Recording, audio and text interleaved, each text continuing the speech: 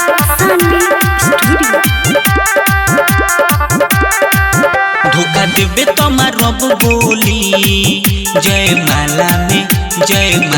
में धोखा देबे तोमार रब बोली जय माला में कहके हमर बर्बादी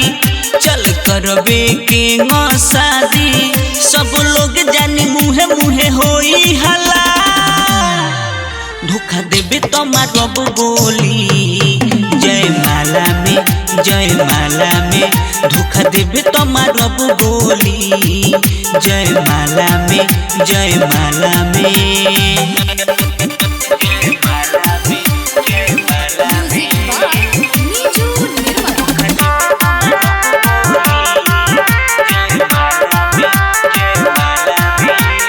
चाहता रे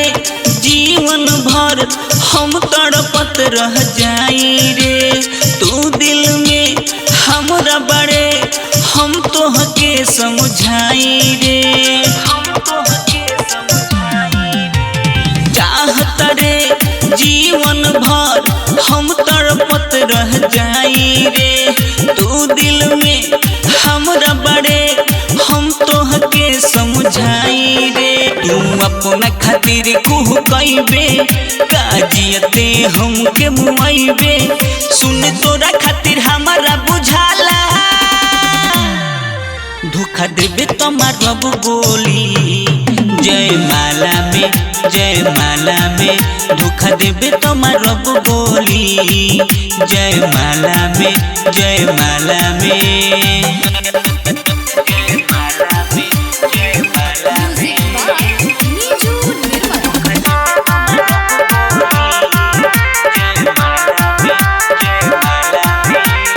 मारे हम मर जाएम रे सबका के हम दिखाएम रे संजय से बुध सागर के वचन के संगे लाएम रे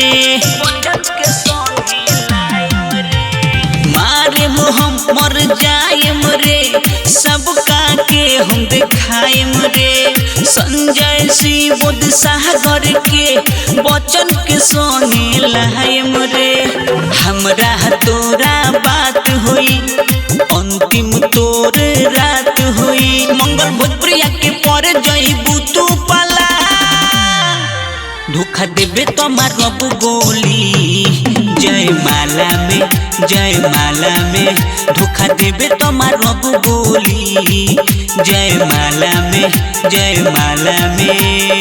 रिकॉर्डिंग बाय सानवी स्टूडियो।